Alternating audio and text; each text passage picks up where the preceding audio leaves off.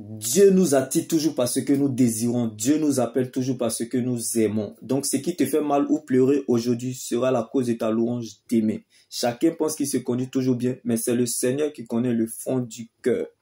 Donc, que votre foi ne s'appuie pas sur les ressentis, émotions, sentiments.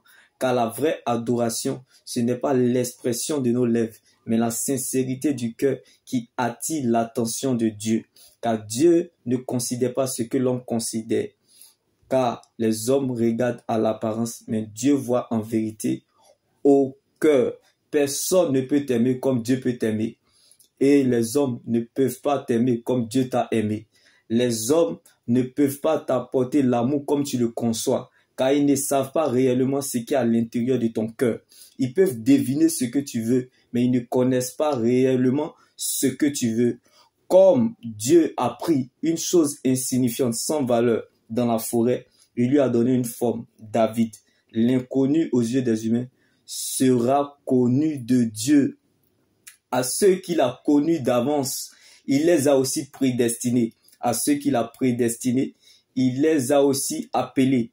Et à ceux qu'il a appelés, il les a aussi rendus justes. Et à ceux qu'il a rendus justes, il les a accordé sa gloire. Donc ne cherche pas à servir Dieu à cause des hommes, mais sers les hommes pour plaire à Dieu. N'attends pas d'être à l'aise pour servir Dieu, mais sers Dieu pour qu'il te mette à l'aise.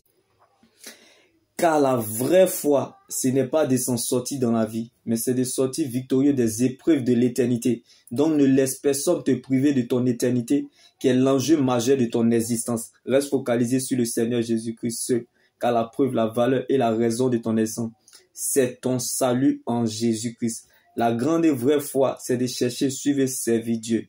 La grande et vraie foi, ce n'est pas d'obtenir des choses pour soi-même, mais pour les autres, en étant à leur service, aider, relever et soutenir. Comme Jésus, roi qu'il était, s'est fait serviteur en lavant le pied de ses disciples bien-aimés. C'est par le sens du sacrifice pour les autres qu'on devient roi.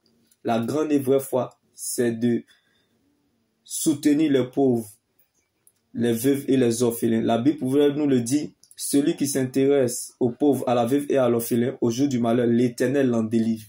Le malheur vient souvent, mais la délivrance est toujours. Le malheur atteint souvent le juste, mais l'Éternel l'en délivre toujours.